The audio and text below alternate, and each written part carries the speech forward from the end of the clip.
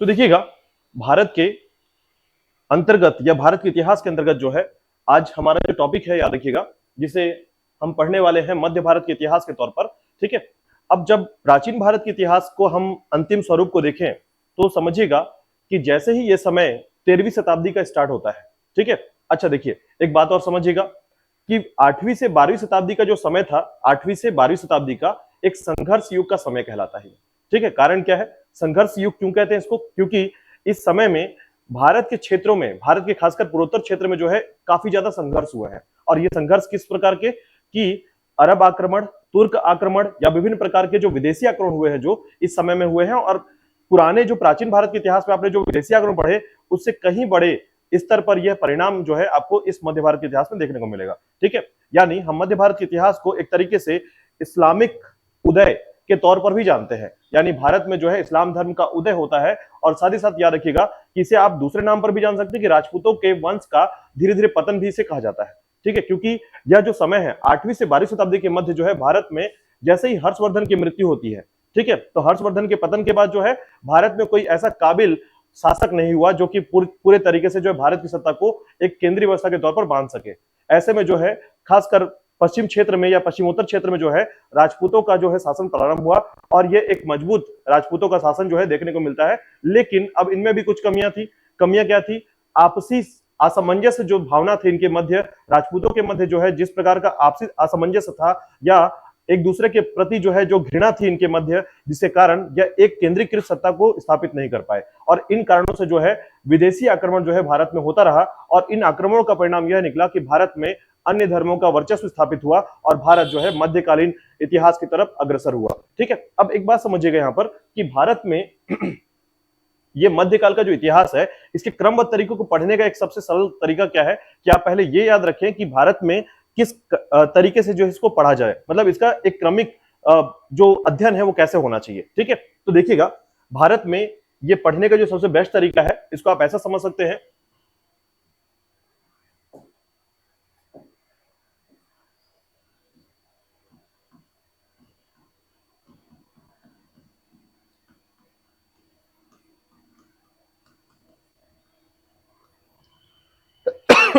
मध्य भारत का इतिहास या मध्यकाल का इतिहास। ठीक है। इसे हम लिख देते हैं मध्यकाल का इतिहास या मध्यकालीन इतिहास।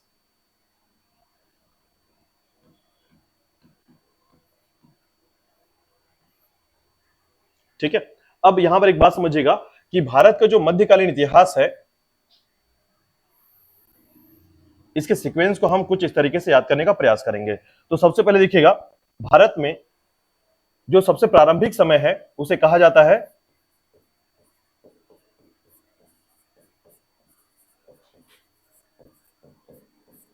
अरबों का आक्रमण। ठीक है। तो सबसे पहला प्रारंभिक समय क्या है?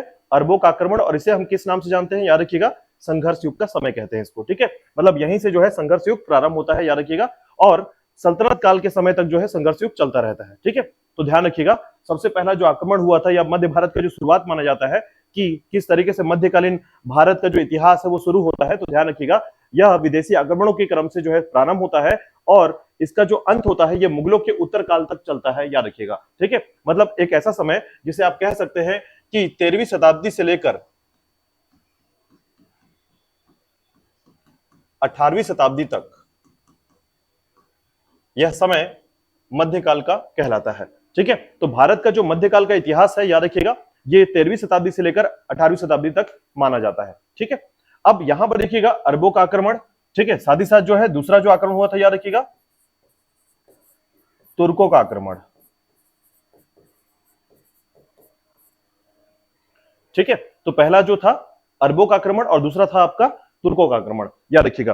तो जब अरबों का आक्रमण या तुर्कों का आक्रमण को देखा जाए तो याद रखिएगा अरबों आक्रमण में जो है पहले अरबों का आक्रमण होता है। ठीक है। और उसके बाद फिर तुर्कों का आक्रमण होता है। ठीक है।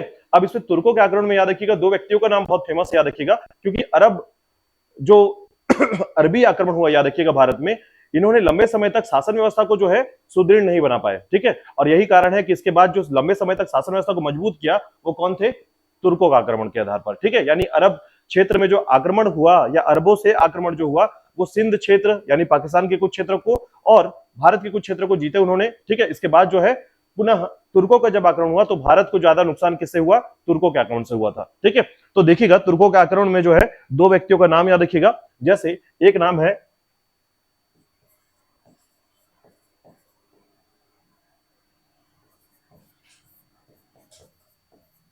मोहम्मद गजनबी और दूसरा नाम है मोहम्मद गौरी। ठीक है, तो अरबों का आक्रमण और दूसरा तुर्कों का आक्रमण याद रखिएगा। तो इसी के अंतर्गत याद रखिएगा मोहम्मद गजनबी और मोहम्मद गौरी का नाम आता है इस आक्रमण में। ठीक है, अब देखिएगा दूसरे नंबर पर, तो देखिएगा दूसरे नंबर पर जो है इन्हीं के साथ जो है 8वीं से 12वीं शताब्दी के समय जो है ये चलने वाला है आपके अरबों का आक्रमण और तुर्कों का आक्रमण। ठीक है, ध्यान रखिएगा। अब इसी के साथ देखिएगा, चूंकि मैंने बताया कि हर्षवर्धन का जो साम्राज्य था, ठीक है, हर्षवर्धन के साम्राज्य के समाप्त होने के बाद जो है भारत में अब छोटे छोटे राजवंशों का उदय हुआ। ठीक है, अब जब भारत में छोटे छोटे राजवंशों का उदय हुआ तो इसी समय जो है याद रखिए खासकर पश्चिम पश्चिम का जो क्षेत्र था, भारत का जो पश्चिम क्षेत्र था वहां पर हुआ था, याद रखिएगा,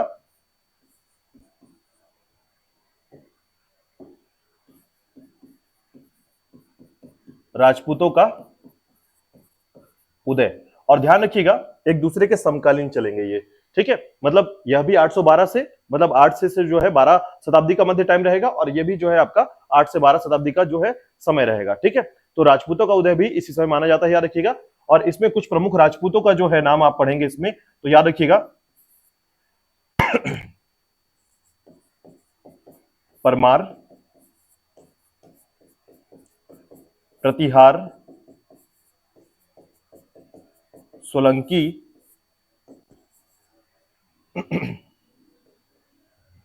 इसके अलावा याद रखिएगा चंदेल।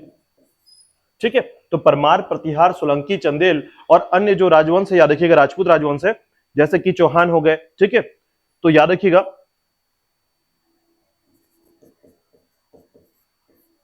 चौहान, तो ये सारे राजवंश जो है यहां पर राजपूतों के उदय के साथ अब यहां पर पढ़ने वाले हैं और ये समकालीन कहलाएंगे, याद रखिएगा।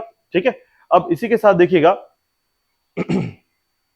जैसे ही इन आक्रमणों के बाद जो है तुर्कों का आक्रमण खत्म होता है, याद रखिएगा, या तुर्कों का समय खत्म होता है, तो यहां पर याद रखिएगा अंतिम स्वरूप में जो है सल्तनत काल का इतिहास प्रारंभ होता है। यानी कि सल्तनत काल दिल्ली के क्षेत्र में जो है, ठीक है, इस्लामिक धर्म के तौर पर आप ये कह सकते हैं कि इस्लाम जो आक्रमण हुआ था मुख्य तौर पर वो था आपका सल्तनत काल का समय।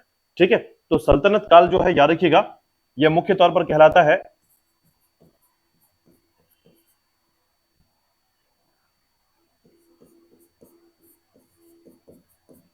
तो याद रखिएगा इसके बाद आप पढ़ने वाले हैं राजपूतों के उदय के बाद आप पढ़ेंगे सल्तनत काल के बारे में। और सल्तनत काल के तौर पर जो है याद रखिएगा कि इस समय जो है अच्छा यहां पर इसको आप ऐसा लिख लीजिएगा,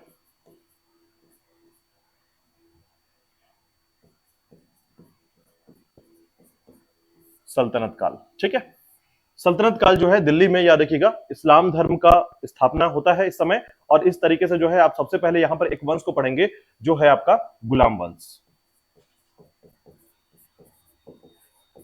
यानी गुलाम वंश जो है दिल्ली सल्तनत में या दिल्ली में जो है सबसे पहले बार काबिज होने वाला एक पहला वंश है, याद रखिएगा, जो आपका गुलाम वंश कहलाता है। और गुलाम वंश के बाद याद रखिएगा दूसरे नंबर पर जो वंश आता है वो है खिलजी वंश।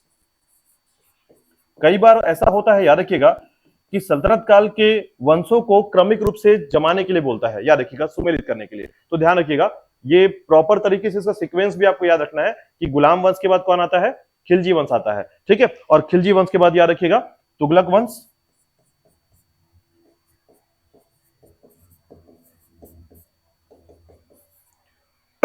इस समय कुछ घटनाएं, बहुत रोचक घटनाएं होती हैं, याद रखिएगा, इनके बारे में हम पढ़ेंगे। और उसके बाद याद रखिएगा सैयद वंश और उसके बाद याद रखिएगा लोधी वंश। ठीक है, तो दिल्ली सल्तनत का जो क्षेत्र है याद रखिएगा उसमें 5 राजवंशों ने या 5 राजवंशों के आधार पर जो है यहां पर मध्य भारत के इतिहास में कुछ नया घटना घटा, याद रखिएगा, जिसमें दिल्ली पर जो है ये संपूर्ण रूप से, क्योंकि देखिए इससे पहले तक हमारा राजधानी या मुख्य तौर पर जो है भारत का जो केंद्र था वो कन्नौज था।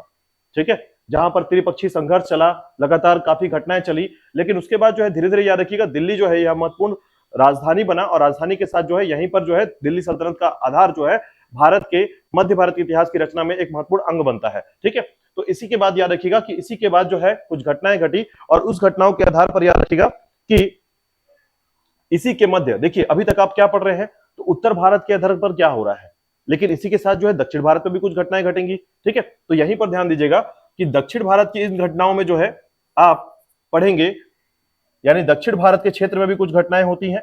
ठीक है,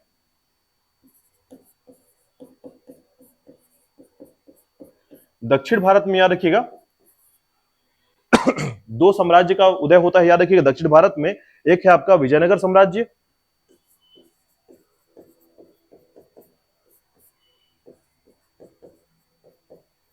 और दूसरा साम्राज्य है, याद रखिएगा बहमनी साम्राज्य।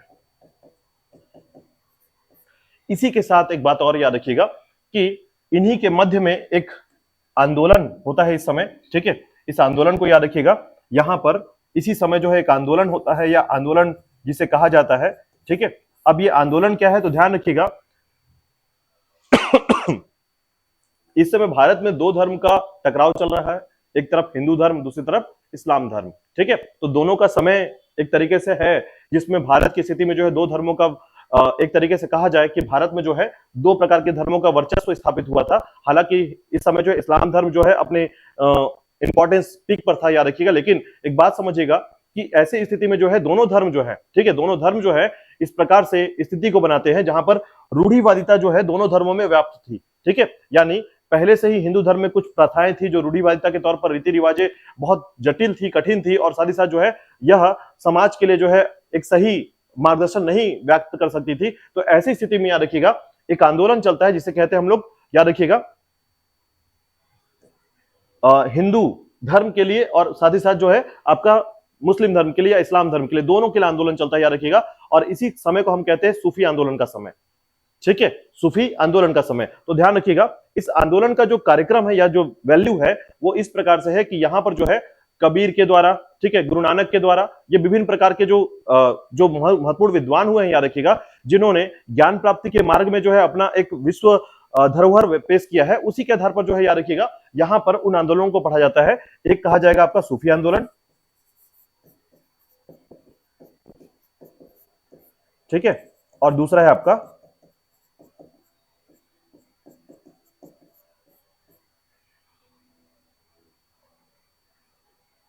तो सूफी आंदोलन को पहले याद रखिएगा कि सूफी आंदोलन जो है मुख्य तौर पर किसमें चला था, तो याद रखिएगा इस्लाम धर्म के लिए। ठीक है, तो इस्लाम धर्म की बुराइयों को दूर करने के लिए जो है ये आंदोलन चलाया गया था, सूफी आंदोलन के तौर पर जाना गया ये। ठीक है, याद रखिएगा। उसी प्रकार जो है हिंदू धर्म के लिए भी ये आंदोलन चला था, याद रखिएगा। ठीक है, तो हिंदू धर्म और जो इस्लाम धर्म है, याद रखिएगा, दोनों के मध्य जो है यह आंदोलन चला। और इसी में आपको महत्वपूर्ण व्यक्तियों का नाम, विद्वान व्यक्तियों का नाम याद रखना है कि कौन कौन से विद्वान जो है किस क्षेत्र संबंधित है और वो जो है कौन सा आंदोलन प्रारंभ किया था उन्होंने। ठीक है, इसी के बाद देखिएगा एक और बिंदु है जो कि आपको याद रखना है। तो इसके बाद देखिएगा इसी के मध्य जो है ना, अब आपको एक बिंदु और याद रखना है मुख्य तौर पर, जिसमें मुगल साम्राज्य का समय आता है, याद रखिएगा। इसके बाद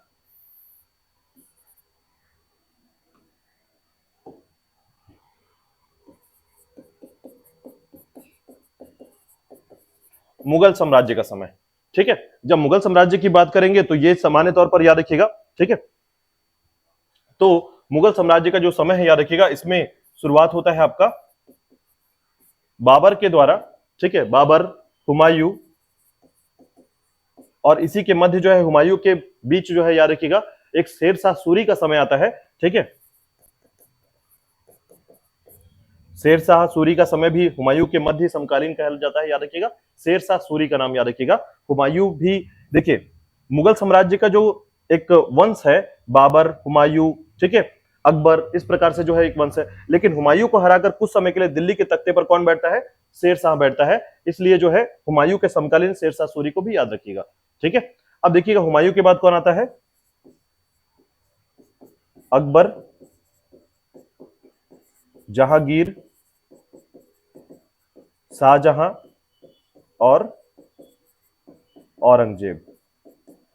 तो मुगल साम्राज्य में आप इतने शासकों के बारे में यहां पर पढ़ेंगे। और याद रखिएगा इसी के बाद जो है, ठीक है, इसी के बाद जो है औरंगजेब के बाद जो है याद रखिएगा उत्तर मुगल काल प्रारंभ होता है। ठीक है, ये प्रारंभिक मुगल काल है। उसके बाद आप उत्तर मुगल काल की तरफ जाएंगे तो इसी के बाद जो है याद रखिएगा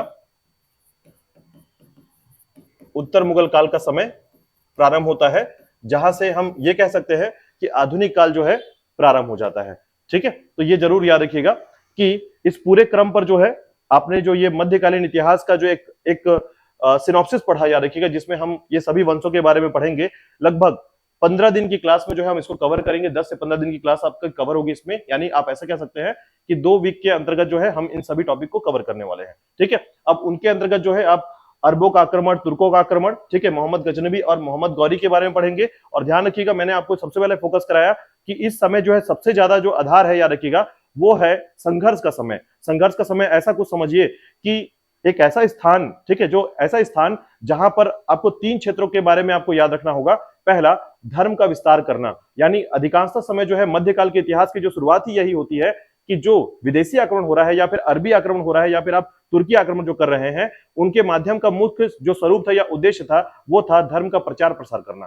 ठीक है, तो मध्य एशिया से लेकर जो है भारत की तरफ यानी पूर्व की तरफ जो है यह प्रयास करना चाहते थे कि धर्म का प्रचार प्रसार जो है एक बड़ी जनसंख्या वाले देशों में हो, और भारत जो है उनके लिए एक महत्वपूर्ण क्षेत्र बन सकता था जहां पर एक बड़ी जनसंख्या निवास करती थी। ठीक है, और उसी के साथ याद रखिएगा कि भारत में जो है अब धर्म के साथ साथ जो है दूसरा धन भी था। ठीक है, तो मुख्य तौर पर याद रखिएगा यहां पर 2 सबसे महत्वपूर्ण उद्देश्य थे इनके, धर्म का प्रचार प्रसार करना और दूसरा धन का आपको अर्जित करना, यानी धन जो है यहां से लेकर चले जाना। तो ध्यान रखिएगा इसी प्रकार से जो है यहां पर विदेशी आक्रमण प्रारंभ होता है। और आप ध्यान दीजिएगा इस बात को, तो देखेंगे कि मध्यकाल के इतिहास में आपको स्थानीय राजवंशों की स्थिति ही कमजोर है, स्थानीय राजवंश है ही नहीं। अगर आप राजपूतों का उदय थोड़ा सा किनारे कर दें, याद रखिएगा, तो आप देखेंगे कि अरबों, दिल्ली सल्तनत में इस्लामिक, और उसके बाद दक्षिण भारत में विजयनगर साम्राज्य और बहमनी साम्राज्य, और यहां पर एक हिंदू साम्राज्य है और एक आपका इस्लामिक साम्राज्य है। याद रखिएगा, हिंदू साम्राज्य विजयनगर साम्राज्य कहलाता है और इस्लामिक साम्राज्य आपका बहमनी साम्राज्य कहलाता है। ठीक है, और वहीं पर आंदोलन हुआ इसी साम्राज्यों के मध्य जो है, याद रखिएगा कौन से आंदोलन हुए, तो याद रखिएगा सूफी आंदोलन, और हिंदुओं में हुआ था भक्ति आंदोलन। ठीक है, तो सूफी आंदोलन और भक्ति आंदोलन जो है ये 2 प्रकार के आंदोलन यहाँ पर समझे जाते हैं, याद रखिएगा।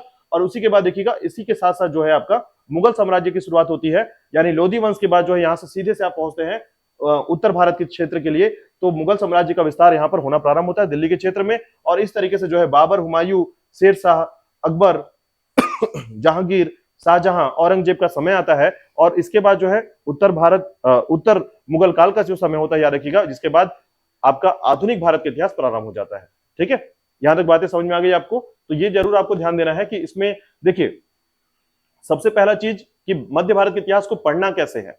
ठीक है, तो मध्य भारत के इतिहास को अगर पढ़ने के लिए आपको अगर ये सिनॉप्सिस अगर आपको पता है तो इसका मतलब है कि आपको रास्ता पता है, बस चलना अब उसके ऊपर है आपको। ठीक है, तो पहले आपको रास्ता पता है तो आपको जाना आसान होगा, लेकिन अगर हमको रास्ता ही नहीं पता है तो हम उसमें चल भी नहीं सकते, हमको बहुत कुछ जो है मैनेज करना पड़ेगा। तो ध्यान रखिएगा कि अगर मध्य भारत के इतिहास को पढ़ना है तो आपको पहले ये सिनॉप्सिस जो है प्रॉपर तरीके से पता होना चाहिए कि मध्य भारत के इतिहास में हुआ क्या था।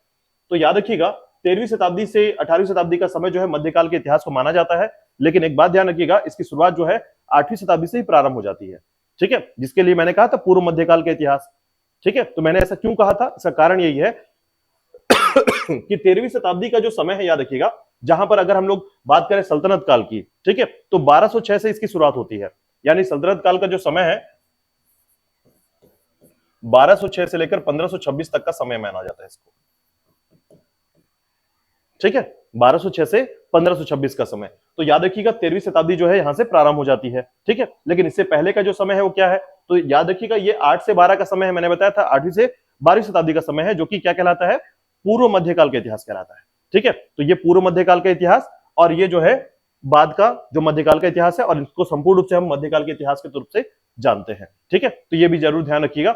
अब इसमें देखिएगा कि अरबों का आक्रमण कैसे हुआ था, क्या कहानी है इनके बारे में, इसके बारे में हम डिस्कस करेंगे। ठीक है, तो सबसे पहले देखिएगा इस पूरे श्रृंखलाओं में आप स्टार्ट करेंगे कहां से, अरबों के आक्रमण से। ठीक है, चलिए समझते हैं अरबों के आक्रमण को और इस पूरे कहानी को समझते हैं कि मध्यकाल के इतिहास में भारत के क्षेत्र पर ही अरबों का आक्रमण क्यों हुआ और ऐसे इससे क्या परिणाम हुए, और परिणाम के साथ साथ जो है क्या परिवर्तन हुए भारत के क्षेत्र में इस अरबों के आक्रमण से, और साथ ही साथ जो है अरबों का आक्रमण का कारण और उसके परिणाम को देखते हुए जो है भारत की जो अन्य शक्तियां थी, भारत में जो अन्य शक्तियां थी इस समय, उनका क्या रिएक्शन था इस क्षेत्र के लिए। ठीक है, तो इसके लिए जो है आपको थोड़ा सा यहाँ पर ये बात ध्यान रखना होगा कि अरबों के आक्रमण का मुख्य कारण क्या था भारत के क्षेत्र में। ठीक है, चलिए स्टार्ट करते हैं। देखिएगा, सबसे पहला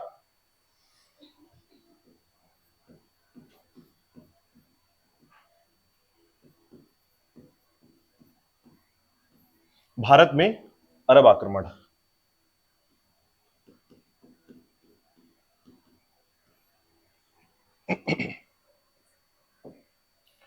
देखिएगा, भारत में अरब आक्रमण का जो सबसे पहला जो समय था, या फिर आप इसको, इसके इतिहास को अगर आप इस तरीके से समझेंगे, तो मैं कहना चाहूंगा कि आप जो है प्रॉपर तरीके से इस बात को ध्यान दें कि पहले भारत के बाहर क्या हो रहा है।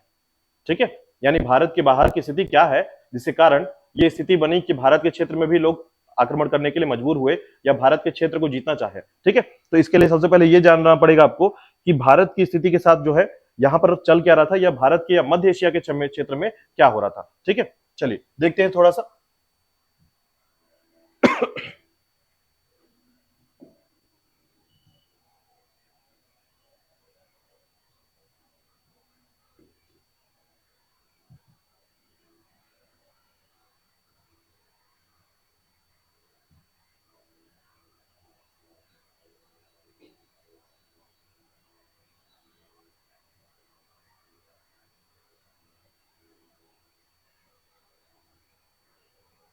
चलिए इस मैप को देखिएगा और इस मैप से समझने का प्रयास कीजिएगा। ठीक है, तो देखिएगा, पहले तो ये समझिए कि अरब आक्रमण का जो पूरा स्थिति है वो कैसा रहा है। ठीक है, तो अरब आक्रमण या इसकी शुरुआती समय की बात करी जाए तो पहले आपको यह ध्यान देना पड़ेगा कि अरब आक्रमण का जो शुरुआत है वो कहां से प्रारंभ होता है। ठीक है, तो देखिएगा, इस समय यह वह समय है जहां पर सभी जगहों पर, ठीक है, मतलब आप ऐसा कह सकते हैं कि भारत के क्षेत्र में जो है लगभग अब भारत के क्षेत्र को छोड़कर मध्य एशिया और अन्य क्षेत्रों में जो है इस्लाम धर्म का विस्तार होना प्रारंभ हुआ था। यानी अगर हम इस्लाम धर्म की बात करें या अरब का विस्तार की बात करें तो याद रखिएगा सबसे शुरुआती समय जो था इस्लाम धर्म के उदय से माना जाता है ये। ठीक है, तो थोड़ा सा आपको यहाँ पर ध्यान देना होगा कि इस्लाम धर्म का उदय कैसे हुआ या क्या कारण था। जैसे आपने बौद्ध धर्म के बारे में पढ़ा है, जैसे आपने जैन धर्म के बारे में पढ़ा है, उसी प्रकार आपको ध्यान देना होगा कि आपको इस्लाम धर्म के बारे में भी जानना होगा। ठीक है, तो इस्लाम धर्म के बारे में थोड़ी सी मैं आपको बात बताता हूं और देन फिर हम उसको अरब आक्रमण की तरफ चलेंगे। ठीक है, देखिएगा,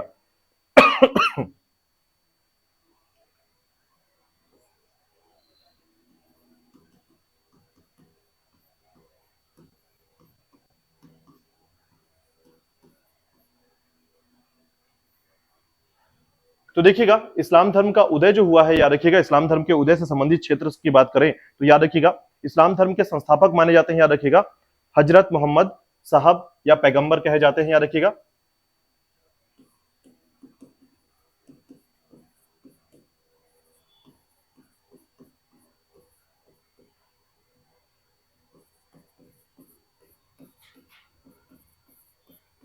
ठीक है, तो याद रखिएगा इस्लाम धर्म की स्थापना हजरत मोहम्मद पैगंबर ने किया था। ठीक है, तो हजरत मोहम्मद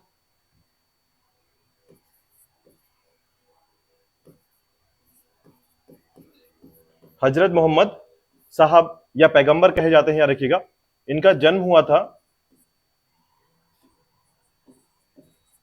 मक्का में। ठीक है, तो मक्का क्षेत्र में इनका जन्म हुआ, याद रखिएगा कब हुआ था, तो याद रखिएगा 570 ईस्वी में, 570 ईस्वी में जो है इनका जन्म माना जाता है, याद रखिएगा। तो इनके जन्म के साथ ही आपको एक बात ध्यान रखना है कि इनके माता पिता का नाम जो है अब्दुल्ला और अमीना था। ठीक है, माता और पिता।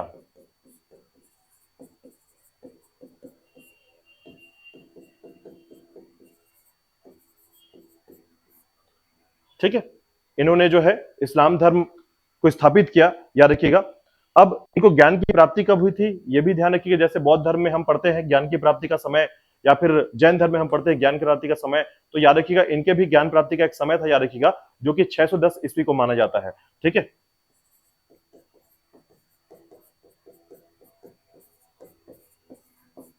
610 ईस्वी में जो है इनको ज्ञान प्राप्ति हुई।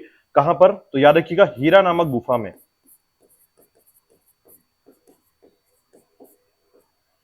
हीरा नामक गुफा में जो है इनको ज्ञान प्राप्ति हुई। और याद रखिएगा जब ये जब ये याद रखिएगा मक्का को छोड़कर मदीना की तरफ प्रस्थान किए।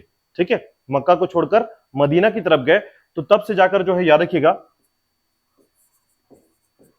हिजरी संवत की शुरुआत हुई, यानी उसे जो है माना जाता है हिजरी संवत। तो याद रखिएगा इन्होंने जो है 622 ईस्वी में जो है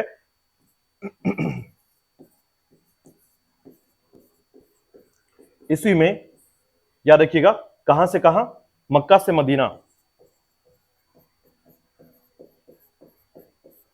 ठीक है, मक्का से मदीना की तरफ जो है ये प्रस्थान किए, याद रखिएगा, ठीक है। और जैसे ही याद रखिएगा मक्का से मदीना की तरफ ये प्रस्थान किए, ठीक है, तब से जाकर जो है कौन सा संवत प्रारंभ हुआ है, हिजरी संवत, याद रखिएगा। तो हिजरी संवत जो है, ठीक है, ये इसका प्रारंभ माना जाता है मक्का से मदीना की तरफ जो है प्रस्थान करने के तौर पर, जो है पैगंबर साहब के प्रस्थान करने के दौरान जो है हिजरी संवत को प्रारंभ माना जाता है। और साथ ही साथ याद रखिएगा इनका जो विवाह हुआ, ठीक है,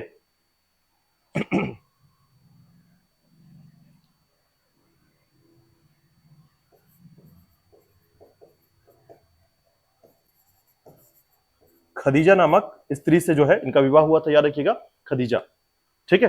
साथ ही साथ जो है इनकी एक पुत्री थी, याद रखिएगा, फातिमा, और दामाद का नाम था अली, ठीक है। इनकी जो पुत्री थी फातिमा और दामाद का नाम अली था, याद रखिएगा। और इनकी मृत्यु जो है 632 ईस्वी में जो है, ठीक है, तो 632 ईस्वी में जो है इनकी मृत्यु हुई। और मृत्यु के दौरान जो है याद रखिएगा इनको दफनाया गया कहां पर, तो मदीना क्षेत्र में, ठीक है। और साथ ही साथ याद रखिएगा कि पैगंबर साहब के जो अनुयायी थे उनको खलीफा कहा गया, ठीक है। तो ये जरूर याद रखिएगा कि पैगंबर साहब के जो अनुयायी थे, जैसे कि हमने कंथक के बारे में पढ़ा था बौद्ध धर्म में, ठीक है, जैन धर्मों में उनके अनुयायी के बारे में पढ़ा, ठीक है, उसी प्रकार ध्यान रखिएगा कि जो पैगंबर साहब के अनुयायी थे, ठीक है, उनको क्या कहा जाता था, खलीफा कहा जाता था। खलीफा को मुख्य तौर पर याद रखिएगा इतिहास में जो है सबसे प्रारंभिक समय में जो है धर्म गुरु के तौर पर जाना गया, लेकिन धीरे धीरे जो है इन्होंने जो है अपने आप को राजनीतिक रूप में भी अपने आप में परिवर्तन कर लिया और इस तरीके से जो है पूरे इस्लाम धर्म का बागडोर अपने हाथों में रख लिया। और इस्लाम धर्म के साथ साथ जो है राजनीतिक तौर पर जो है अपने क्षेत्र का विस्तार करने में खलीफाओं का जो है बहुत बड़ा हाथ था, याद रखिएगा, ठीक है। तो याद रखिएगा पैगंबर साहब के साथ या पैगंबर साहब के साथ जो है 4 व्यक्ति खलीफा के तौर पर रहते थे उनके अनुयायी के तौर पर। तो कितने व्यक्ति थे, 4, वो याद रखिएगा, ठीक है। पुत्री का नाम था फातिमा और दामाद का नाम अली, ठीक है। इसके अलावा जो है इनकी मृत्यु थोड़ा सा याद रखिएगा 632 ईस्वी में हुई थी, ठीक है, और इनको दफनाया गया था कहां पर, मदीना क्षेत्र में। इसके अलावा याद रखिएगा पैगंबर मोहम्मद के जो उत्तराधिकारी थे वो क्या कहलाए, खलीफा कहलाए, ठीक है।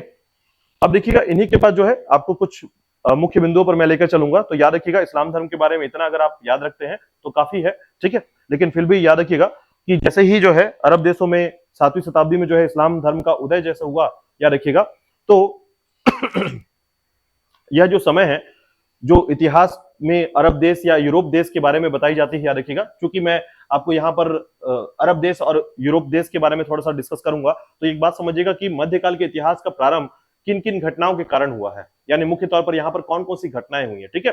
तो उन घटनाओं को ही आप अगर समराइज करते हैं तो आपको पता चलेगा कि मध्यकाल के इतिहास में प्रमुख रूप से जो है अरब आक्रमण क्यों हुआ, तुर्क आक्रमण क्यों हुआ, और अन्य आक्रमण के कारण जो है भारत में जो है स्थानीय राजवंश जो है पूरी तरीके से समाप्त हो गए। और साथ ही साथ जो है विदेशी आक्रमण के दौरान जो है हमारे भारत में केवल विदेशी शासन ही प्रारंभ रहा, ठीक है। और इसके दौरान अगर आप देखेंगे तो भारत में कोई भी प्रकार का स्थानीय शासन आपको नहीं दिखेगा। क्यों?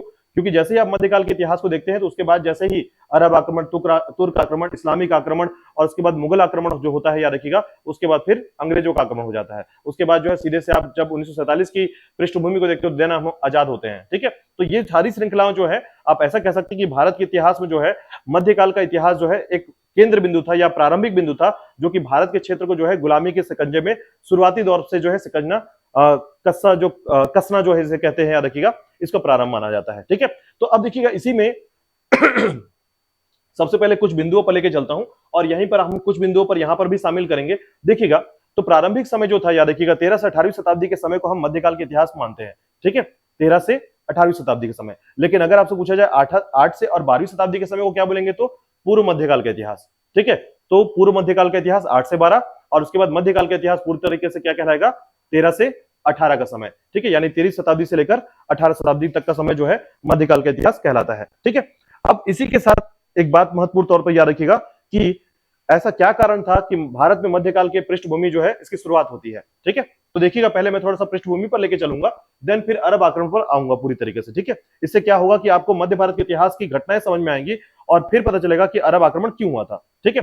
लेकिन उससे पहले मैंने आपको इस्लाम धर्म का उदय बता दिया है, तो याद रखिएगा इस्लाम धर्म का उदय जो है, इसमें सबसे जो संस्थापक हैं याद रखिएगा हजरत मोहम्मद साहब या पैगंबर जिसे कहते हैं, याद रखिएगा। तो इनको थोड़ा सा याद रखेंगे आप, ठीक है। चलिए देखिएगा,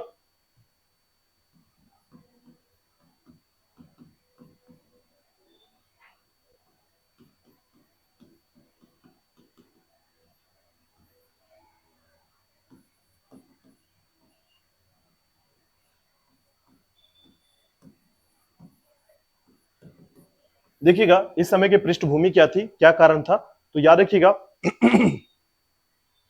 कि अरब देशों में जो है इस समय क्या हुआ था, तो ध्यान रखिएगा 7वीं शताब्दी के समय जो है, ठीक है, जैसे ही एक सबसे महत्वपूर्ण बिंदु 7वीं शताब्दी के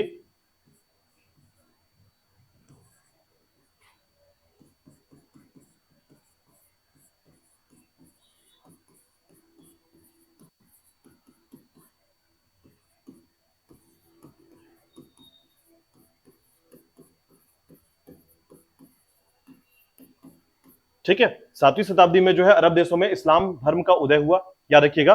और चूंकि आपको एक बात ध्यान रखना है कि तो 632 में जो है पैगंबर हजरत मोहम्मद की मृत्यु हो गई थी, याद रखिएगा। और उसके उत्तराधिकारी क्या कर रहे थे, तो उत्तराधिकारी कौन थे, खलीफा उनके उत्तराधिकारी थे, ठीक है। और इसी बीच आपको याद रखना है कि उनके खलीफाओं में जो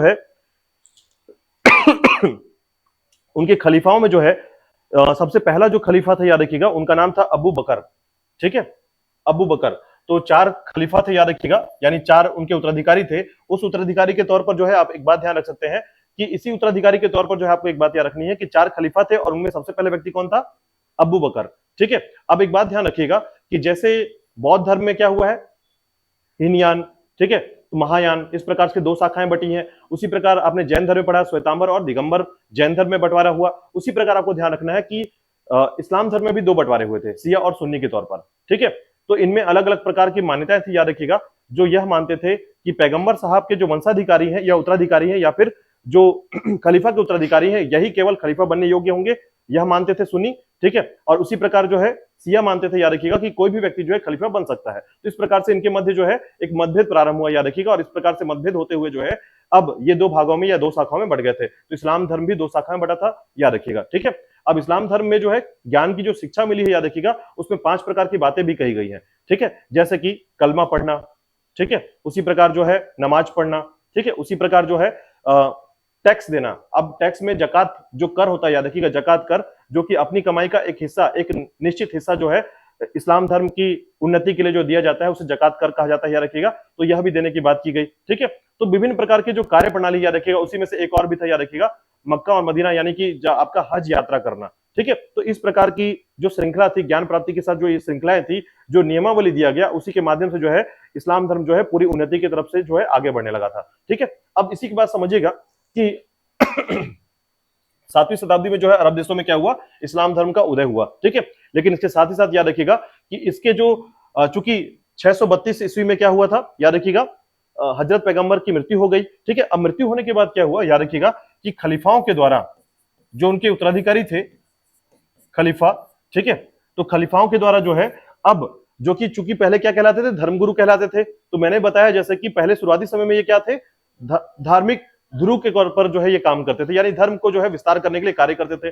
लेकिन अंततः जो है याद रखिएगा इन्होंने क्या किया, धर्म के अलावा बाद में ये राजनीतिक गुरु के तौर पर जो है फेमस हो गए, ठीक है। अब राजनीतिक तौर पर जैसे आप ऐसा कह सकते हैं कि अगर मान लीजिए कोई बाबा है या कोई ऐसे खलीफा है, याद रखिएगा, जो धर्म का प्रचार प्रसार करते हैं, धर्म को सुरक्षित करने का कार्य करते हैं, लेकिन उसके बाद जो है वो राजा का काम करने लग जाए, कि धर्म के साथ साथ जो है वो राजनीतिक गुरु बन जाए या राजा के तौर पर चीजें चल जाए। तो देखिए होता क्या था कि जो राजा हुआ करता था ये खलीफाओं से नीचे हुआ करता था, ठीक है। अब ये सिचुएशन जब होगा, याद रखिएगा, तो खलीफा जो है राजा को अपने हिसाब से चलाएगा। तो बोलेगा कि इधर आक्रमण कर दो, इस क्षेत्र को अपने धर्म के आधार पर बढ़ा लो, फिर वो बोलेगा कि इधर आक्रमण कर दो, उधर बढ़ा लो। लेकिन अगर मान लीजिए राजा खलीफा के ऊपर है तो राजा सिर्फ यहाँ पर जो खलीफा है वो धर्म पर ध्यान देंगे। लेकिन ऐसा बिल्कुल नहीं हुआ था, याद रखिएगा। तो हुआ क्या था कि खलीफा जो है केवल धर्म गुरु ना होकर के राजनीतिक गुरु बन चुके थे, और इसके कारण जो है यह हमेशा राजाओं को फोर्स करते थे या उनको पुश करते थे इस प्रकार से कि अधिक से अधिक क्षेत्रों में इस्लाम धर्म का प्रचार प्रसार होना चाहिए। अब इसी प्रचार प्रसार की कहानियों में अब इस तरीके से इनके क्षेत्र क्या होगा, विस्तृत हो जाएगा। अब देखिए, अब इनका क्षेत्र जब विस्तृत होगा, याद रखिएगा, तो इन्होंने क्या किया, खलीफाओं ने मिलकर क्या किया, सीरिया, उत्तरी अफ्रीका और एशिया के क्षेत्रों को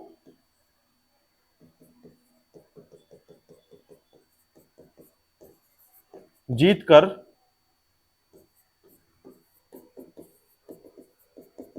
इस्लाम का प्रसार किया। ठीक है, तो सीरिया का क्षेत्र आ गया, समझिए, सीरिया का क्षेत्र आ गया उसके अंतर्गत। ठीक है, साथ ही साथ जो है उत्तरी अफ्रीका आ गया, स्पेन का क्षेत्र आ गया, ईरान का क्षेत्र आ गया। तो ये सभी अधिकांश क्षेत्र जो है अब खलीफाओं के अंतर्गत आने लगे, और इस तरीके से जो है, याद रखिएगा, एक सफलता, ठीक है, प्रारंभिक सफलता जो है इन क्षेत्रों में मिला। ठीक है, अब देखिए, अब इन्होंने जो है ना प्रयास किया था किस क्षेत्र में आक्रमण करने का, भारत के क्षेत्र में भी करने का। लेकिन एक बात ध्यान रखिएगा कि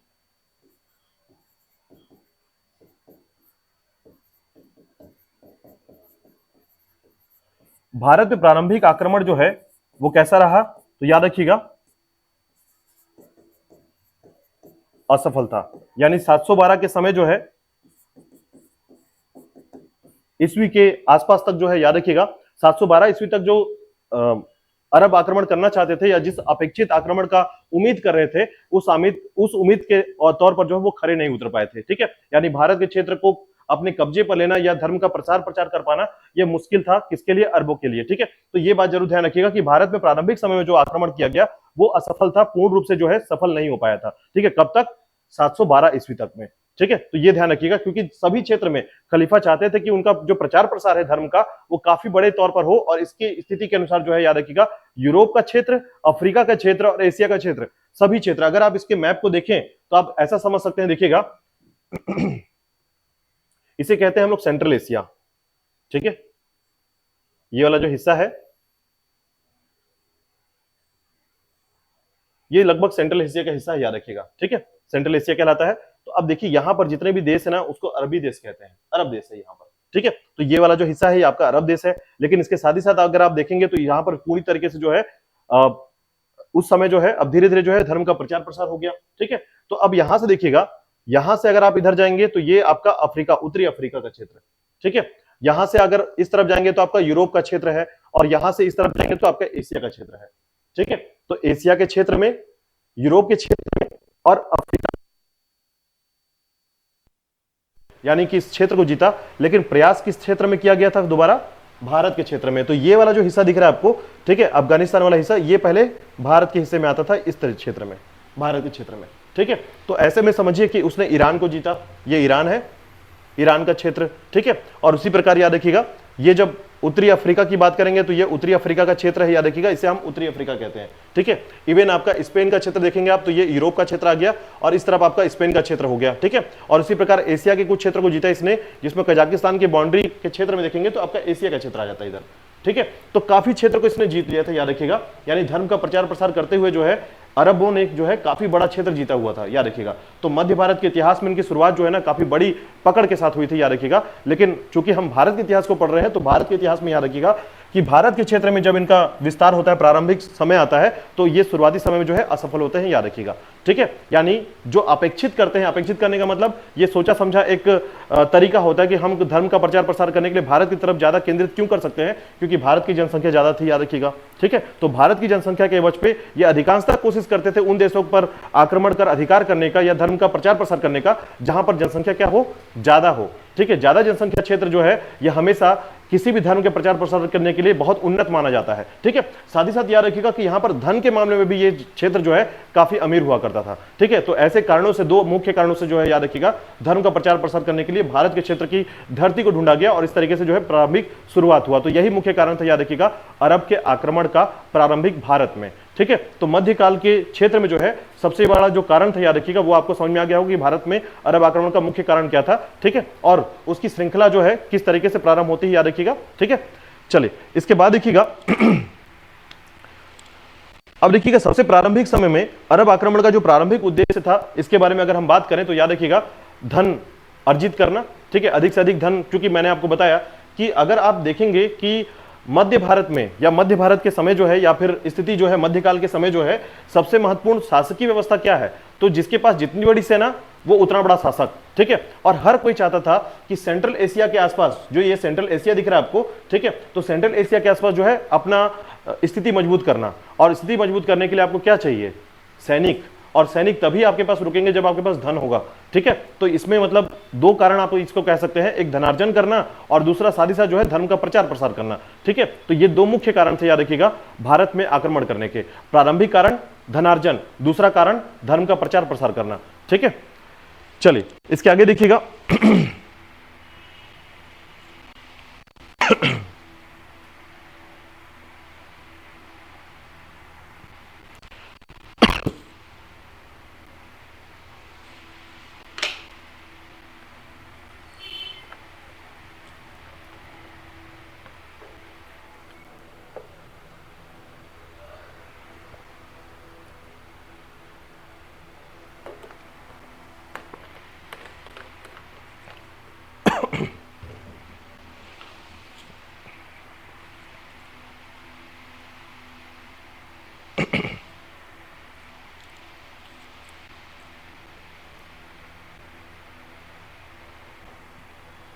ठीक है, तो ये जरूर याद रखिएगा। अब देखिएगा, भारत में जो अरब आक्रमण का जो विवरण है या कारण है उसको हम थोड़ा सा फोकस करेंगे, ठीक है। तो उसमें याद रखिएगा, ये तो एक मध्यकाल के इतिहास की शुरुआती समय की कहानी मैंने आपको बता दी है कि मध्यकाल की शुरुआत कैसे मानी जाती है, ठीक है। तो कारण था, याद रखिएगा, सेंट्रल एशिया में जो है अरबों का विस्तार होना, यानी सेंट्रल जो मध्य एशिया है वहां पर अरब जो देश हैं उन क्षेत्रों में इस्लाम का उदय हो चुका था, ठीक है। इस्लाम के उदय के बाद जो है, अब जैसे ही पैगंबर मोहम्मद की मृत्यु होती है तो उनके जो अनुयायी थे, याद रखिएगा, खलीफा, वो उन्होंने क्या किया, अब सत्ता अपने हाथ में रखा, ठीक है। केवल धर्म को हाथ में ना रख करके राजनीतिक स्थिति को मजबूत करने के लिए उन्होंने क्या किया, अब राजाओं को भी अपने कंट्रोल में करने लगे। और राजाओं को जब उन्होंने कंट्रोल में किया, याद रखिएगा, हाँ ये समय बहुत लेट है, याद रखिएगा, जब खलीफाओं की स्थिति को मजबूत होने से जो है समाप्त किया गया, काफी लेट, 1924 में ये किया गया, याद रखिएगा। यानी 1924 में जो है, याद रखिएगा, जब खलीफाओं की स्थिति को कमजोर किया गया या फिर उसे समाप्त किया गया, या खलीफाओं की जो गद्दी थी उसको समाप्त किया गया, तो वो 1924 में किया गया था, ठीक है। तो ये याद रखिएगा, काफी लेट हो चुका था, लेकिन उसके पहले जो है खलीफाओं ने काफी बड़े काम जो है कारनामे कर चुके थे, याद रखिएगा। तो ऐसी स्थिति में याद रखिएगा, सीरिया, स्पेन, उत्तरी अफ्रीका, एशिया के बहुत सारे क्षेत्रों को इन्होंने जीत कर जो है धर्म का प्रचार प्रसार कर लिया था, ठीक है। साथ ही साथ याद रखिएगा कि भारत के प्रारंभिक आक्रमण जो है इनके समय में जो है असफल हुए थे, 712 के समय में, ठीक है। अब देखिएगा, इसी के बाद जो है मैं अब यहां पर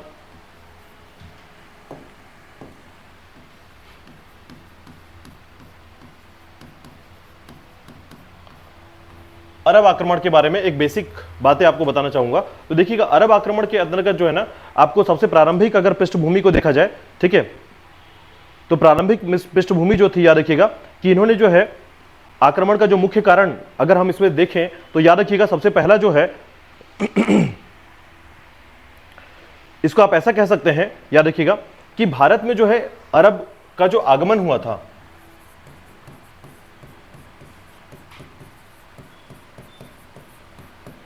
ये व्यापारी तौर पर हुआ था, ठीक है। यानी प्रारंभिक समय में आप ऐसा कह सकते हैं कि इस्लाम के उदय के पूर्व ही भारत और अरब के मध्य क्या था, व्यापारिक संबंध थे, ठीक है। और तो व्यापारिक संबंध थे, तो किस प्रकार के व्यापारिक संबंध थे, याद रखिएगा। तो ऐसे में याद रखिएगा, व्यापार के तौर पर जो है, मुख्य तौर पर जो है भारत से, याद रखिएगा, ये जो व्यापारी थे, याद रखिएगा, भारत में घोड़े और सुगंधित वस्तुएं लाया करते थे। यानी व्यापारी तौर पर जो है भारत में ये क्या लाते थे, घोड़े और मुख्य तौर पर जो है सुगंधित वस्तुएं लाया करते थे, याद रखिएगा। जिसके कारण भारत से जो है ये रेशम के, मलमल के कपड़े और बहुमूल्य रत्न या फिर हाथी के दांत जो है, ये सब चीजें जो है आभूषण ले जाया करते थे, ठीक है। मतलब अगर आप ऐसा कहें कि भारत के क्षेत्र में ये लाकर क्या बेचते थे, घोड़े और सुगंधित वस्तुएं बेचे करते थे, याद रखिएगा। और यहां से क्या लेके जाते थे, तो बहुमूल्य रत्न, हाथी के दांत, ठीक है, और विभिन्न प्रकार के जो है जैसे रेशम के कपड़े, मलमल के कपड़े, ठीक है। तो इस प्रकार की चीजें जो है इनके मध्य जो है व्यापारिक संबंध जो है पहले से ही अरब के साथ बना हुआ था, ठीक है। अब इसी के बीच में याद रखिएगा, इन्होंने जो है प्रारंभिक समय में, याद रखिएगा, यानी एक प्रारंभिक समय की बात मैं बता रहा हूं आपको कि मालाबार तट, यानी केरल के जो तट है, याद रखिएगा, केरल के तटीय क्षेत्रों में जिसे हम कहते हैं मालाबार तट, यहां पर पहले ही अरब बस्ती बसाई गई थी। यानी देखा जाए भारत क्षेत्र में जो है सबसे पहले केरल के क्षेत्र में जो है मालाबार तटीय क्षेत्रों में अरब की बस्ती जो है, व्यापारिक बस्ती जो है, ये बसाई गई थी, स्थापना की गई थी, याद रखिएगा। और इसी के साथ साथ जो है यहाँ पर लोगों के साथ गतिविधियों में, व्यापारिक गतिविधियों में धर्म का प्रचार प्रसार भी चलने लगा था। ठीक है, यानी प्रारंभिक समय में याद रखिएगा केरल के क्षेत्रों में सबसे पहले तटीय क्षेत्र में अरब बस्ती या फिर व्यापारी बस्ती बसाई गई और साथ ही साथ इसके साथ क्या किया गया, धर्म का प्रचार प्रसार किया गया था। ठीक है, अब इसी के साथ याद रखिएगा कि यहां पर ऐसा कहा जाता है कि यहां के क्षेत्रीय एक शासक थे जिनका नाम था चेरामन पेरुमल। ठीक है, क्षेत्रीय शासक जिनका नाम था चेरामन पेरुमल। इन्होंने क्या किया था, इस्लाम धर्म से इतना प्रभावित हुए कि इस्लाम धर्म को इस्लाम धर्म से प्रभावित होकर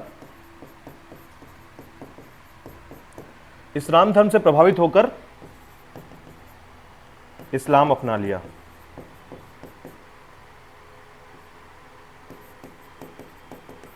ठीक है, तो इस्लाम धर्म से प्रभावित होकर इन्होंने क्या किया, इस्लाम अपना लिया। और इस तरीके से जो है प्रारंभिक समय में जो है याद रखिएगा भारत में अरब की जो शुरुआत मानी जाती है वो यहां से मानी जाती है। ठीक है, अब इसी के साथ देखिएगा, अब अरबी आक्रमण का जो सबसे महत्वपूर्ण जो घटना है याद रखिएगा, जो कि तत्कालिक कारणों को दर्शाता है, उसमें 3 कारण याद रखिएगा। ठीक है, तो पहला, जैसा कि मैंने बताया कि खलीफा के द्वारा जो है क्या किया गया, अब चूंकि उत्तराधिकारी के तौर पर खलीफाओं को माना गया, तो खलीफा ने क्या किया, सबसे पहला काम उनका याद रखिएगा धर्म का प्रचार प्रसार करने के लिए, ठीक है, सबसे पहला काम था उनका, वो था राज्य का विस्तार करना। ठीक है, तो अब देखिएगा इनमें 3 कारण याद रखिएगा।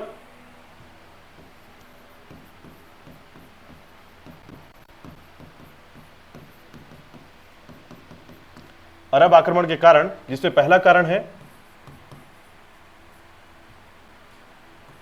राज्य का विस्तार करना, दूसरा है धन लूटना और तीसरा है धर्म का प्रचार प्रसार। ये 3 मुख्य कारण है, याद रखिएगा। ठीक है, राज्य का विस्तार करना यानी अपने राज्य का विस्तार कर लेना, दूसरा धन लूटना और तीसरा है आपका इस्लाम धर्म का प्रचार प्रसार करना। ठीक है, तो ये 3 मुख्य कारण है, याद रखिएगा।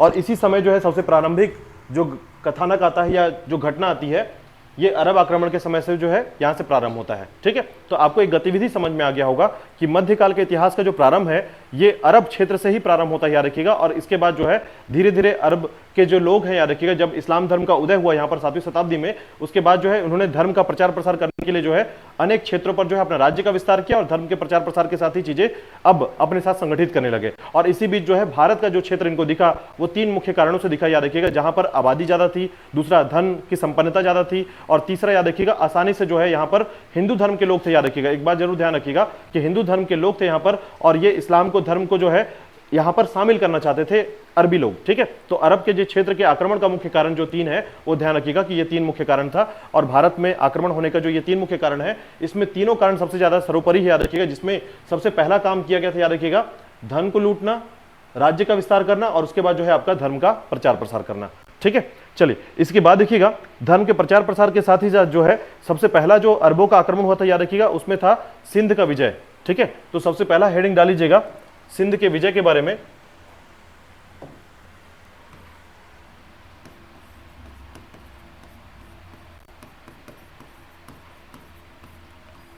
सिंध का विजय। ठीक है, तो अब देखिएगा एक सबसे महत्वपूर्ण बात कि सिंध का जो विजय हुआ है, याद रखिएगा, तो इस समय जो है सिंध के जो राजा थे, याद रखिएगा, ठीक है, उनका नाम था रायवंश।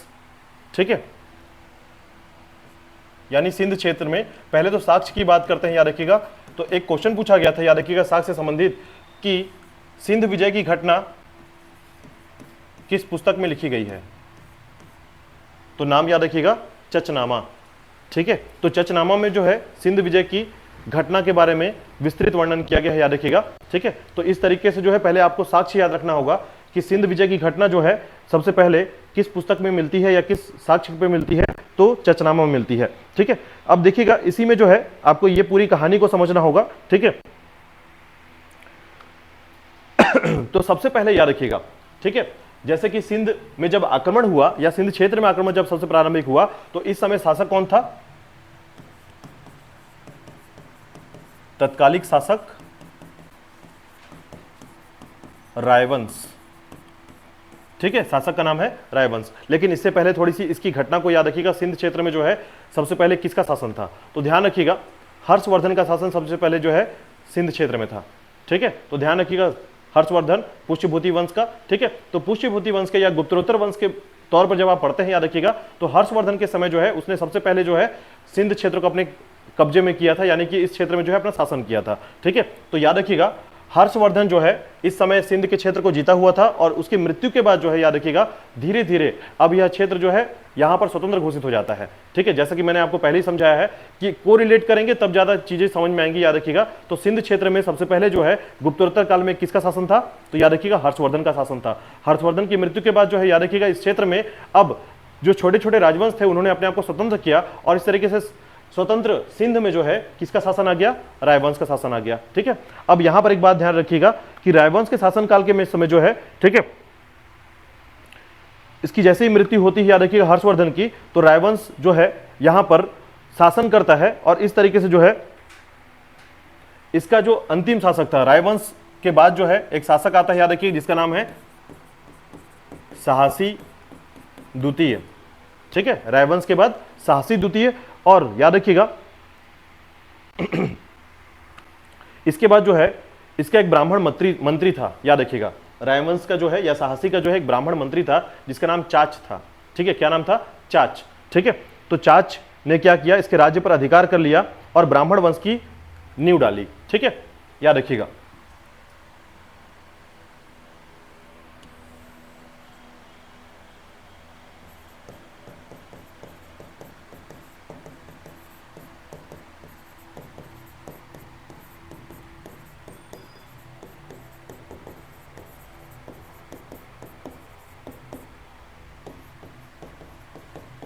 ठीक है, ब्राह्मण मंत्री था, याद रखिएगा नाम है चाच, और इसने जो है इसके राज्य पर अधिकार कर लिया, और जब राज्य पर अधिकार किया याद रखिएगा इस प्रकार से ब्राह्मण वंश की स्थापना हो गई। कहां पर?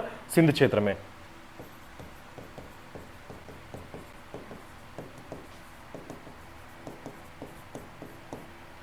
ठीक है, तो ब्राह्मण वंश की स्थापना हो गई आपके सिंध क्षेत्र में, याद रखिएगा। और इस तरीके से जो है इसके बाद जो है, ठीक है, चाच के बाद उसके अगर वंश की बात करें तो याद रखिएगा चाच के बाद जो है चंदर, और चंदर के बाद याद रखिएगा दाहिर यहां का शासक बना। ठीक है, तो दाहिर के बारे में आपको याद रखना कि इसी समय जो है अरब का आक्रमण हुआ था दाहिर के समय। ठीक है, तो ये पूरी इतिहास की कहानी मैंने आपको यहां पर बता दी है कि इसके बाद जो है सिंध का राजा कौन बना? दाहिर बना, और दाहिर जो है याद रखिएगा इसी के समय जो है यहां पर आक्रमण हुआ, आपके अरबों का आक्रमण हुआ। ठीक है, अब ये समय जो है याद रखिएगा 708 ईस्वी के समय की बात है, जब खलीफा अल वालिद का जो समय था याद रखिएगा इसने क्या किया? इराकी गवर्नर अल हजाज के लिए, ठीक है, अब थोड़ा सा हम चलेंगे, थोड़ा सा डिटेल में चल रहे हैं इसलिए थोड़ा सा ध्यान रखिएगा। ठीक है, कि अगर आप डिटेल में पढ़ेंगे तो चीजें थोड़ी सी कम से कम ऐसा हो कि आप पूरे सीक्वेंस को समझ पाए। ठीक है, तो अब देखिएगा 708 ईस्वी का समय है, और इस समय जो खलीफा थे याद रखिएगा जिनका नाम है अल वालिद। ठीक है, तो यहां पर चलते हैं, चलो थोड़ा देखिएगा।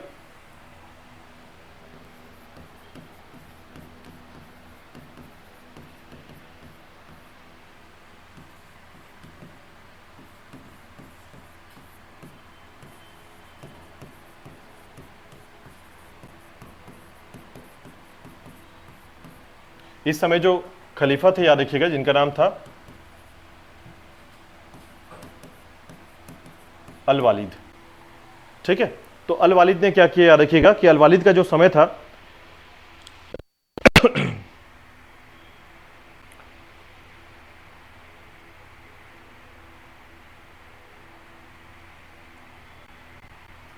ठीक है, तो उसने क्या किया याद रखिएगा मतलब दो लोगों ने मिलकर, या तो अल-वालिद का नाम आप याद रखेंगे और दूसरा इराक, जो ईरान के जो है इराकी जो गवर्नर था याद रखिएगा, अल-हजाज।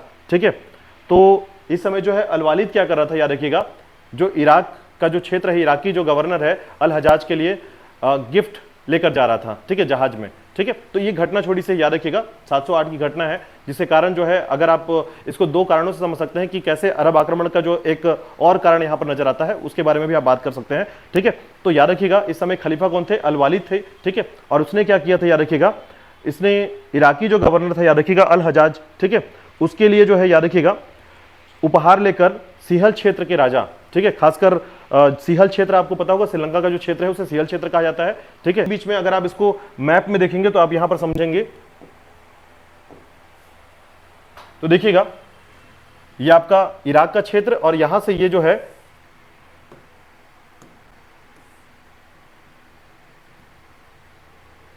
इस तरीके से, ये कुछ इस तरीके का लोकेशन है, याद रखिएगा जहां से जा रहे थे ये।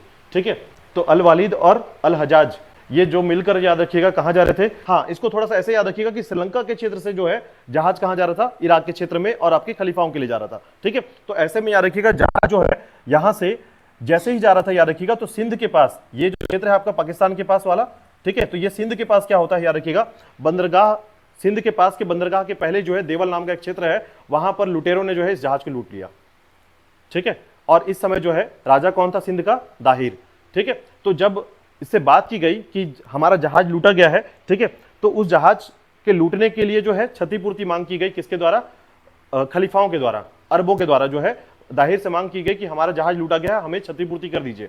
ठीक है, तो इस मांग को जो है, और यह भी कहा गया कि समुद्री लुटेरों को दंडित किया जाए। ठीक है, लेकिन दोनों मांगों को जो है किसने, दाहिर ने ठुकरा दिया था। ठीक है, अब जब ठुकराया याद रखिएगा, तो और उसने ये भी कहा कि समुद्री लुटेरों पर मेरा कोई भी एक तरीके से जो है कब्जा नहीं है, या फिर मेरा नियंत्रण नहीं है। ठीक है, अब उस सिचुएशन में जो है दाहिर ने जैसे ही ये कहा कि मैं इस पे कुछ नहीं कर सकता आपके लिए, तो फिर अरब जो खलीफा थे याद रखिएगा, अल-वालिद और अल-हजाज जो थे, ये असंतुष्ट हो गए इस बात को लेकर, और तब जाकर जो है इन्होंने निर्णय किया कि अब सिंध पर हम आक्रमण कर देंगे। तो इस तरीके से एक छोटी घटना को याद रखिएगा कि घटना क्या थी, फिर से दोहराता हूं, देखिएगा, तो श्रीलंका एक तरफ, ठीक है, सिहल क्षेत्र, और दूसरा याद रखिएगा इराकी गवर्नर और आपका अरब जो खलीफा है याद रखिएगा उनके बारे में, इस्लाम खलीफा। ठीक है, तो इस्लाम खलीफा कौन है, अल-वालिद है, और अल-हजाज जो है वो इराकी गवर्नर है, और इनके द्वारा जो है सिहल क्षेत्र से दोनों के लिए जो है क्या जा रहा था, जहाज से जा रहा था, आपका गिफ्ट जा रहा था। ठीक है, उपहार जा रहा था, आप ऐसा कह सकते हैं, और इसी को जो है देवल नामक क्षेत्र जो कि सिंध के पास जो है याद रखिएगा, उस बंदरगाह के पास जो है समुद्री लुटेरे क्या करते हैं, लूट लेते हैं। अब लूटने के दौरान जो है इसी बात को लेकर जो है अरब खलीफाए इनसे मांग करती हैं, दाहिर से मांग करते हैं कि हमारा जो लूट का माल है वो उसे वापस कर दिया जाए, हमारी क्षतिपूर्ति कर दी जाए, और साथ ही साथ जो है समुद्री लुटेरे को क्या कर दिया जाए, दंडित किया जाए। तो ऐसे में दाहिर कहता है कि मेरा जो नियंत्रण जो है समुद्री लुटेरे के ऊपर बिल्कुल नहीं है, और मैं ये नहीं कर सकता। ऐसे में जो है जो निर्णय आया, उस निर्णय से जो है असंतुष्ट होकर जो है खलीफाओं ने क्या किया, आक्रमण करने का निर्णय लिया, और इस तरीके से जो है अरब आक्रमण जो है सबसे प्रारंभिक समय में प्रारंभ होता है। ठीक है, तो ये तत्कालिक कारण है, याद रखिएगा। मतलब जब भी आप इस कारण को याद रखें तो आप कह सकते हैं इसका तत्कालिक कारण क्या है, अरब आक्रमण का तत्कालिक कारण क्या है, तो याद रखिएगा तत्कालिक कारण जो है सिंध पर विजय का मुख्य कारण है आपका खलीफा अल-वालिद और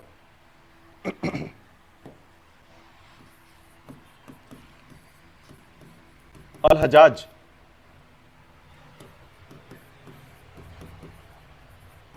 इराकी गवर्नर, ठीक है, तो इराकी गवर्नर था याद रखिएगा अल-हजाज, और ये खलीफा था अल-वालिद। इन दोनों के लिए जो है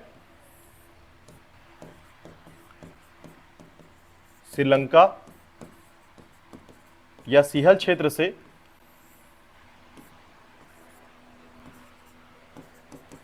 जहाज में उपहार जा रहा था। ठीक है, या जहाज से उपहार जा रहा था याद रखिएगा, तो उपहार को लूट लिया गया याद रखिएगा, या जहाज को लूट लिया गया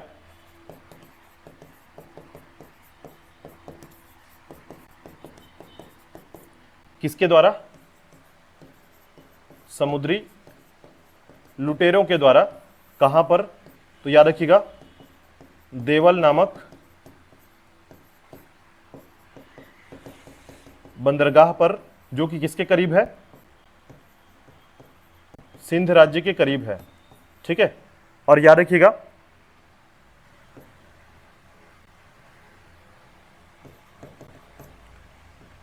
तो ये घटना घटी थी, याद रखिएगा, इस घटना को आप याद रखेंगे। घटना के परिणाम में क्या हुआ, परिणाम में याद रखिएगा कि खलीफाओं ने जो है क्षतिपूर्ति की मांग की, और जहां पर राजा दाहिर ने क्या किया, मना कर दिया, और मना करने के दौरान ही जो है सिंध पर आक्रमण सबसे प्रारंभिक समय में किया गया था। ठीक है, तो ये प्रारंभिक घटना आपको याद रहेगा कि सिंध पर जो है प्रारंभिक घटना हुआ था। ठीक है,